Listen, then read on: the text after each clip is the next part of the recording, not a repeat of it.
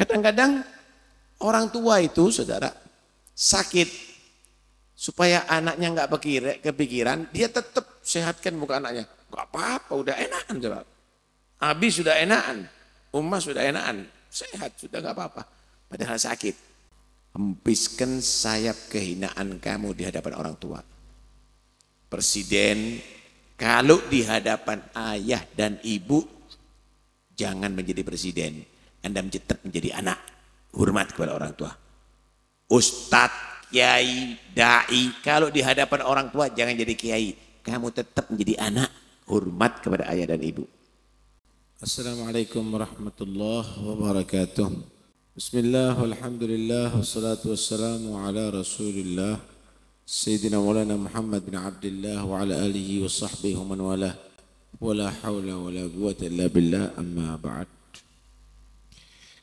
Yang kami hormati para habaib, para ulama, khususnya pengasuh pondok pesantren Al-Habib Alwi Al-Habsyi bin Abu Bakar bin Abdullah bin Ali Al-Muhdar, segenap pejabat pemerintah yang hadir, baik yang sipil, Polri atau TNI, hadirin dan hadirat yang dirahmati Allah Subhanahu wa taala. Dua rangkaian acara pada malam hari ini, peringatan Isra Mi'raj Nabi Muhammad yang terjadi di bulan Rajab, dan juga haul daripada ayah Habib Alawi Habsyi Al-Muhdar, itu Habib Abu Bakar bin Abdullah bin Ali Al-Muhdar. Saya mungkin mau mengambil tema acara haulnya aja dulu.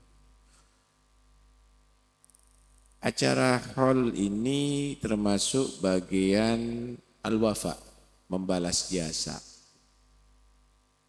kepada yang meninggal dunia. Anak ingin membalas jasa kepada orang tua. Walaupun sudah meninggal dunia, diadakan haul, dikumpulkan orang-orang dengan it'amut ta'am, memberikan jamuan makanan, dan juga dengan berzikir kepada Allah, bacaan Al-Quran, dengan doa bersama. Begitu juga murid-murid mengadakan haul gurunya, itu dalam rangka al-wafa, dalam rangka membalas budi. Kalau kita lihat yang paling berbudi kepada kita, itu adalah orang tua dan guru memang, saudara. Setelah Allah dan Rasulullah, maka orang dan guru yang paling perhatian dengan kita. Karena itu Allah Subhanahu wa taala dalam Al-Qur'an itu memerintahkan kita sholat 5 waktu, tapi tidak memperinci bagaimana cara sholat kita. Hadis yang menerangkan. Allah perintahkan juga zakat tidak terperinci. Zakat masyiyah, zakat tijarah, zakat zara', zakat dan lain-lainnya, itu semuanya diterangkan oleh hadis. Al-Quran tidak memperinci. Puasa juga begitu, sebagian diperinci, tapi banyak diterangkan oleh hadis. Apalagi haji. Tetapi perintah bakti kepada orang tua Allah perinci. Allah berfirman, wa qadha rabbuka alla ta'budu illa iyyah wa bil walidaini ihsana. Allah telah menentukan jangan kamu beribadah kecuali hanya kepada Allah. Dan terhadap kedua orang tua berbuatlah baik. Bakti. Ini paling afdolnya ibadah setelah melaksanakan kewajiban Tuhan. Ibn Mas'ud pernah bertanya kepada Rasulullah, ayul islami khair? Ajaran Islam yang terbaik apa ya Rasulullah? Maka Nabi menjawab, as-salatu ala waktiha, salat tepat waktu. Tsumma ayyun, kemudian apa ya Rasulullah? Birrul walidain, bakti kepada kedua orang tua. Tsumma ayyun, kemudian apa ya Rasulullah? Al jihad fi sabilillah, jihad fi sabilillah. Nabi mendahulukan jihad fi sabilillah, mendahulukan birrul walidain daripada jihad fi sabilillah. Sehingga seorang pemuda pernah datang kepada Rasulullah minta izin jihad. Pingin jihad, bela Islam. Biasa kan semangatnya anak muda. Maka Nabi bertanya, ahayyun walidak? Ayah ibu kamu masih hidup? Iya ya Rasulullah. Fafihima fajahid. Jihad dalam khidmat kepada ayah dan ibu. Jihad berkhidmat kepada ayah dan ibu. Masya Allah. Karena itu birrul walidain ini adalah amalan yang paling utama setelah beriman kepada Allah Subhanahu wa taala. Kemudian Allah memperinci, imma yablughanna indakal kibara ahaduhuma aw kilahuma fala taqul lahumā uffin. Kalau sudah ayah dan ibu kamu mencapai usia lanjut, kalau ayah dan ibu masih kuat, itu nggak mungkin akan minta, nggak mungkin akan menyuruh anaknya yang macam-macam atau minta macam-macam. Dia yang pikul sendiri. Orang tua itu, yang penting anaknya tenang, jangan sakit pikiran. Kadang-kadang anaknya belajar nggak punya duit. Dia tadi itu ingin supaya orang tuanya nggak beban. Pak sudah nggak mondok sudah Pak. Pak saya berhenti aja. Tapi orang tua menyatakan enggak, Bapak punya duit. Walaupun utang-utang, bohong kepada anak kadang-kadang untuk menenangkan hati anak. Kadang-kadang orang tua itu saudara sakit supaya anaknya nggak kepikiran, dia tetap sehatkan muka anaknya. Gak apa-apa, udah enakan coba. Abi sudah enakan, Ummah sudah enakan, sehat sudah nggak apa-apa. Padahal sakit. Kenapa? Untuk menenangkan pikiran anaknya. Berbeda kalau anak. Anak itu kalau sakit lapor sama orang tua, walaupun sekecil apapun. Mules bu, sakit bu, nggak punya duit, minta duit. Coba beb, jauhkan Hasan.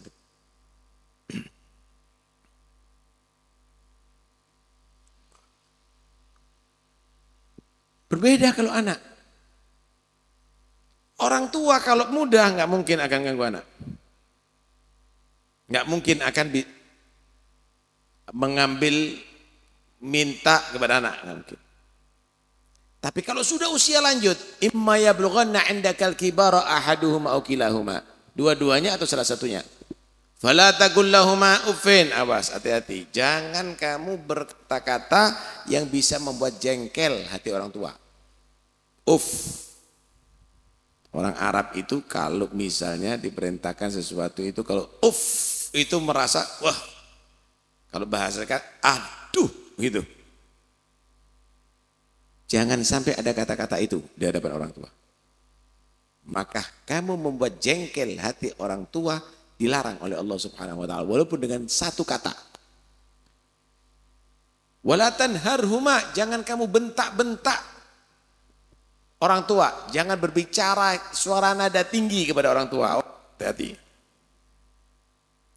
Wa qul lahumā qawlan karima, ucapkanlah kepada kedua orang tua dengan ucapan yang bagus, yang mulia. Itu polisi bawahan kepada atasan, kepada komandan, atau pegawai atau pejabat kepada bosnya, kepada atasannya, itu dikit-dikit minta maaf. Maaf Pak, padahal nggak salah. Maaf Pak, tadi ada tamu yang mencari Bapak. Maaf Pak, ini ada surat untuk Bapak. Dikit-dikit maaf, maaf, maaf, maaf. Pertanyaannya, pernah enggak kita maaf Bu, maaf Pak? Enggak. Padahal Allah perintahkan wa qul lahumā qawlan karima, ucapkan dengan ucapan kemuliaan kepada orang tua. Kalau saya ngasih kamu setiap hari serat 1 juta, saya yakin setiap ketemu dicium tangan saya. Kalau perlu cium kaki. Selalu Anda ceritakan. Masya Allah, Ustaz Taufik. Nangis berkaca-kaca matanya. Setiap hari saya dikasih 1 juta. Sangat membantu, luar biasa, saya sampai bayar utang itu dan ini. Wah, diceritakan kebaikannya. Pertanyaannya, orang tua kamu yang begitu banyak berkorban untuk kamu, bagaimana kamu cara menghormati? Apakah setiap Anda ketemu salaman? Apakah Anda ceritakan kebaikan orang tua Anda? Kalau Anda dikasih sama orang duit, Anda terima kasih setiap saat. Terima kasih, terima kasih. Pernahkah Anda mengucapkan kepada ibu yang melahirkan kamu, terima kasih ibu telah merawat aku. Terima kasih Abi, terima kasih Bapak telah membiayai aku. Pernahkah Anda ucapkan itu? Ini perintah. Wa qul lahuma qaulan karima. Mana qaulan karim yang telah kita aturkan kepada kedua orang tua kita? Wakhfid lahuma janahad dhulli minar rahmah. Hempiskan sayap kehinaan kamu di hadapan orang tua. Presiden kalau di hadapan ayah dan ibu jangan menjadi presiden. Anda tetap menjadi anak. Hormat kepada orang tua. Ustadz, kiai, dai, kalau di hadapan orang tua jangan jadi kiai. Kamu tetap menjadi anak, hormat kepada ayah dan ibu. Bos, jangan menjadi bos. Jenderal, jangan menjadi jenderal di hadapan orang tua. Tetap kamu menjadi anak. Kamu harus menghempiskan sayap kehinaan kamu. Dalam arti bertawadhu kepada orang tua. Jangan merasa kamu menjadi bos, alim, atau yang lainnya di hadapan orang tua. Itulah adab yang diatur. Wakhfid lahuma janahatul min rahmah. Wa qur rabbirhamhuma kama rabbayani shaghira.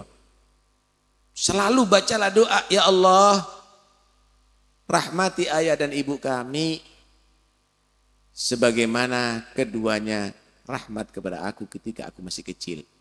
Anda waktu kecil, Anda makan sendiri nggak bisa, minum sendiri nggak bisa. Anda bisa kencing, bisa berak, tapi membersihkan nggak bisa. Siapa itu yang melakukan? Siapa yang melakukan? Siapa yang memandikan Anda? Masya Allah. Kotoran Anda ini dibersihkan sama ibu Anda setiap hari. Dan tidak merasa jijik. Coba, kalau orang tuanya sakit sampai berak di tempat, bayar orang untuk bersihkan, tidak mungkin anaknya. Masih jijik anaknya. Tapi orang tua nggak pernah jijik. Kadang-kadang kalau udah sakit cacar misalnya, nggak mandi sampai 2 minggu, tetap diciumi anaknya, walaupun bau. Itulah orang tua, saudara. Begitu hebat rahmatnya kedua orang tua kepada anak. Nggak ada yang bisa balas kecuali Allah. Rahmatnya orang tua, sayangnya orang tua kepada anak, nggak akan bisa dibalas oleh anak kecuali Allah yang balas. Karena itu dimintakan, Rabbirhamhuma, ya Allah rahmati ayah dan ibuku sebagaimana ayah dan ibu rahmat kepada aku ketika aku masih kecil. Karena itu dosa besar kalau orang melupakan jasa ayah dan ibunya. Dosa besar. Karena itu Allah perintahkan anishkur li wali walidek. Syukur kepada aku dan syukur kepada ayah dan ibu kamu. Kalau kamu tidak ada ayah dan ibu kamu di panti tempatnya. Kamu diasuh sama orang. Tapi bagaimana orang tua kamu tadi itu menjadikan kamu itu adalah segala-galanya. Karena itu awas, hati-hati. Menyakitkan hati orang tua itu durhaka kepada orang tua itu neraka tempatnya, saudara. La yadkhulul jannata 'aq wa la yadkhulun nara bar. Enggak masuk surga anak yang durhaka. Enggak masuk neraka anak yang bakti kepada kedua orang tua. Berangkat haji umroh enggak sedikit biaya. Kadang-kadang bertahun-tahun nabung, berpuluh-puluh tahun nabung untuk melihat Ka'bah, berebut mencium Hajar Aswad, berdesak-desakan tawaf dan sa'i. Memandang orang tua dengan rasa hormat lebih utama daripada memandang Ka'bah, saudara. Mencium tangan kedua orang tua dengan rasa hormat lebih utama daripada mencium Hajar Aswad. Ngeladenin orang tua, khidmat kepada orang tua lebih utama daripada tawaf dan sa'i. 1000 kali umroh haji, tapi kalau durhaka kepada orang tua, tetap masuk neraka Allah Subhanahu wa taala. Karena itu awas, hati-hati. Hal ini adalah dalam rangka al-wafa, ingin membalas walaupun tidak bisa, tapi membentuk satu balasan kepada orang tua. Ya, dibuatkan hal seperti begini. Hadirin sekalian yang dirahmati oleh Allah Subhanahu wa taala, Al-Habib Ali Al-Habsyi yang tadi dibaca maulidnya, itu Habib Ali Al-Habsyi. Ibunya ini betul-betul dijadikan rujukan dalam segala hal dan permohonannya kepada Allah. Itu Habib Ali Habsyi itu kalau ketemu wali itu lari. Nemu ibunya, Bu, tolong mintakan sama Allah, angkat tangannya Bu untuk anakmu Ali. Iya, mau dibintakan apa nak? Mintakan Ali supaya bisa jadi wali seperti wali fulan. Kalau ketemu orang yang alim juga begitu, tolong mintakan sama Allah. Dimintakan apa nak? Untuk kepada Allah, mintakan Ali supaya dijadikan alim seperti fulan. Jadi Ali Habsyi. Minta doa, oh cari berkah, ada tamu dari Hadramut, dari Mesir, berebut, orang tuanya sendiri nggak minta doa, nggak diambil berkah. Orang tua kamu di situ tempat ridho Allah. Ridallah fi ridal walidain wa sukhtullah fi sukhtil walidain. Di situ tempat ridha Allah Subhanahu wa taala. Nanti mau sujud sampai lengket dahi kamu ada di bumi, kamu tidak akan diterima oleh Allah kalau kamu nggak diridhoi oleh ayah dan ibu kamu. Awas, hati-hati, bahaya saudara. Hah? Minta doa sama orang tua ini yang masih ada orang tuanya, supaya kamu jadi anak yang soleh, supaya kamu jadi menjadi orang-orang yang hebat. Itu Imam Ghazali radhiyallahu anhu. Imam Ghazali itu bukan orang Arab, orang Ajam. Bapaknya bukan kiai, Ghazal, tukang pintal benang. Tapi bapaknya cita-citanya bagus. Setiap ketemu orang yang istiqomah, orang wali, nangis. Yang ditangisi dirinya, ya Allah, kapan aku bisa menjadi orang istiqomah? Kapan aku bisa merasakan ibadah seperti orang ini? Setelah itu dia mohon kepada Allah, ya Allah, kalau aku tidak bisa menjadi walimu, orang istiqomah dan menikmati ibadah kepadamu, berikan kepada aku anak yang bisa menjadi walimu. Berikan aku anak ya Allah yang bisa menjadi orang yang soleh dan istiqomah. Kalau ketemu dengan orang yang alim, yang ceramahnya, ilmunya menyentuh, nangis dia, ya Allah, nikmatnya jadi pewaris ilmu Nabi. Kalau aku tidak bisa jadi orang yang alim, ya Allah, karuniakan kepada aku anak yang menjadi alim. Dikasih 2 anak, Muhammad dan Ahmad. Muhammad jadi Imam Ghazali, tokoh sufi. Ahmad menjadi penceramah yang luar biasa, da'i ilallah. Ribuan orang yang maksiat bertobat, bahkan ribuan yang tidak Islam menjadi Islam, saudara. Sayyidina Ali Zainal Abidin, dikatakan ibunya ini nggak pernah ngelihat punggungnya, karena nggak pernah belakangi orang tua. Kalau di hadapan ibunya mau pergi mundur sampai nggak kelihatan, baru dia berbalik. Kalau sudah di hadapan ibunya, mau dia digigit nyamuk, mau dia digigit kalajengking, dia nggak bergerak. Tawadhu. Nggak pernah makan bersama ibunya. Ditegur, kenapa nggak makan sama ibu kamu? Jangan, kata dia. Saya takut ketika aku mengambil ikan, sedangkan ibuku mau makan ikan itu, aku dahului, takut itu menyinggung perasaan ibuku. Padahal nggak ada begitu. Ini karena kehati-hatiannya. Kalau kita kan enggak. Sisa-sisanya baru ibu yang makan. Masya Allah. Luar biasa orang-orang dulu saudara. Karena itu manfaatkan ya. Kalau orang tua masih ada itu manfaatkan. Wah, kalau kamu kehilangan ayah dan ibu kamu, rugi kamu. Manfaatkan bakti. Jangan pernah merasa kamu itu dibebani. Justru berkatnya orang tua, beban kamu dunia akhirat akan dihilangkan oleh Allah Subhanahu wa ta'ala. Rugi. Sepi Pak, hidup nggak ada bapak, nggak ada umi Pak. Sepi. Hampa seakan-akan kehidupan tadi itu. Inilah dalam rangka untuk wafa, mengingat jasa, ingin membalas walaupun nggak bisa sebanding dengan kebaikan orang tua kita, tapi minimal kita ada usaha, saudara. Minimal kita ada usaha. Habib Ali pernah menceritakan beberapa para aulia Allah pernah kumpul. Mereka orang karomah luar biasa keramatnya.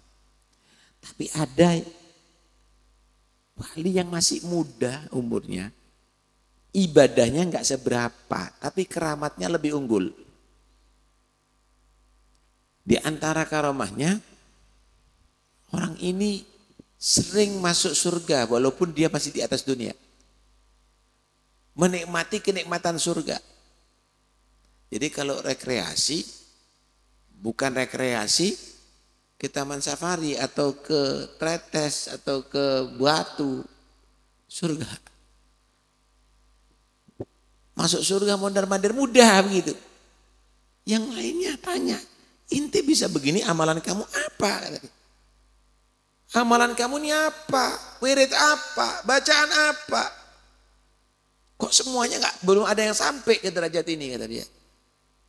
Maka dia menjawab, aku bukan karena amalanku, tapi karena berkat doa ibuku. Kata dia. Dia punya ibu, dia itu ladeni ibunya. Dimandikan, dibersihkan, udah tua ibunya. Dia tidak makan kecuali ibunya sudah makan. Setiap hari dia cium tangan ibunya, cium dahinya, cium lututnya. Alhasil tidak pernah menyakiti hati orang tuanya. Sampai ibunya itu berdoa, ya Allah, anakku telah berbakti kepada aku begitu banyak. Dia menghormati aku, ya Allah, jangan engkau matikan anakku kecuali engkau tampakkan surga berkali-kali, ya Allah. Dikabulkan doa ibunya. Karena itu awas kalau jadi bapak atau ibu jangan doakan jelek sama anak. Jangan doakan jelek. Doakan anak itu sukses. Doakan anak itu menjadi orang-orang yang hebat. Mudah-mudahan insya Allah ya, amalan ini dicatat oleh Allah sebagai bakti kepada orang tua. Al-Habib Abu Bakar rahimahullah. Al-Habib Abu Bakar rahimahullah rahmatul abrar. Beliau itu saya kenal persis. Saya kenal persis. Beliau itu dididik oleh abah saya, Habib Abdul Qadir bin Husain As-Segaf. Beliau tinggal di rumah seperti anaknya sendiri. Mulai umur 7 tahun. Mulai umur 7 tahun. Sehingga yang ditemui orang-orang hebat. Bertemu Habib Ali bin Abdurrahman Kuitang Al-Habsyi, Habib Ali bin Husain Al-Attas Bungur, Habib Saleh bin Muhsin Al-Hamid, Al-Habib Salim bin Jindan. Wah, luar habib-habib besar-besar itu. Beliau khidmat kepada mereka. Dia kalau cerita sama kita kadang-kadang nunggu sisa minumnya. Kadang-kadang sisa makanannya. Kita ambil, kita makan. Kita nuangin kopi, nanti sisa minumnya tak jadikan satu, tak minum gitu. Ambil berkah, ambil berkah, ambil berkah. Luar biasa. Setiap mereka tadi itu kumpul baca kitab, beliau ikut hadir. Walaupun enggak kemana-mana belajarnya akhirnya bisa baca kitab. Cerita-cerita mereka didengerin. Karena itu kalau pidato kadang-kadang ceritanya ono aja Abu Bakar itu.